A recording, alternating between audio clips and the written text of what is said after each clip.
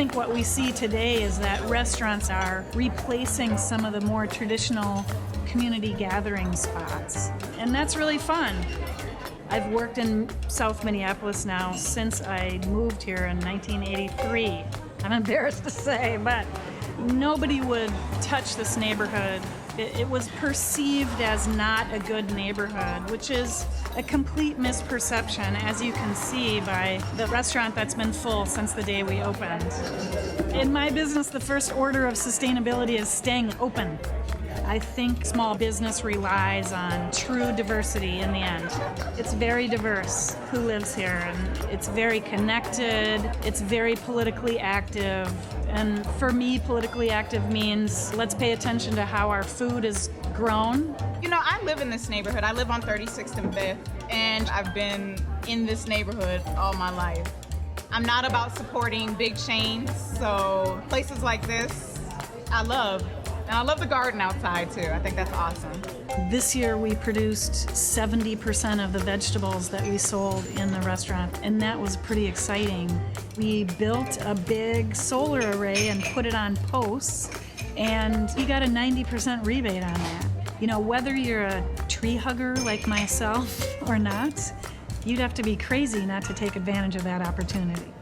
I think building an economy that's based on our values is important. It becomes a neighborhood focal point. Like, you know, when I talk to my neighbors, they're like, oh yeah, we were at Tiny Diner the other day. This is what we had. It was really good. I had the fried egg sandwich with one buttermilk pancake.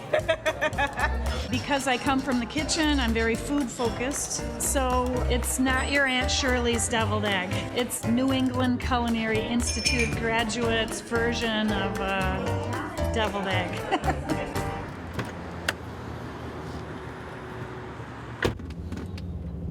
I'm currently operating 8 restaurants. It's meetings for me in general, and I feel the need to eat in my restaurants as much as I possibly can, so I'm in a lot of places each day. Hello, you're on speakerphone.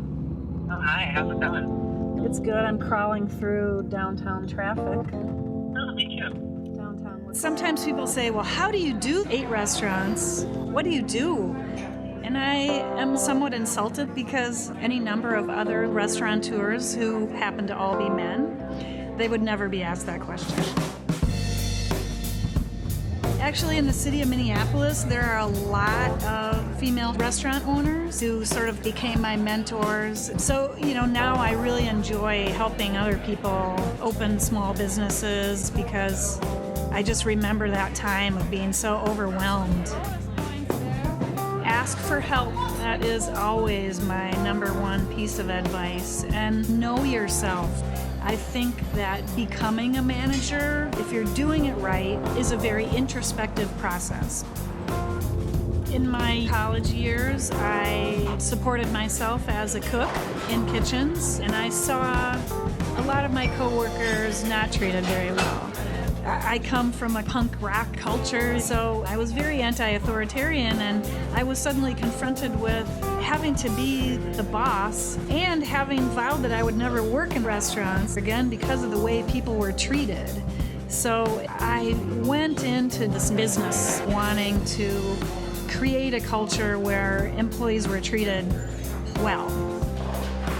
Since I opened the Bryant Lake Bowl in 1993, I've offered health insurance to my employees. I've also been paying people a living wage. And the people who cooked in the kitchen were allowed to eat free meals because I knew they were going to do that anyway.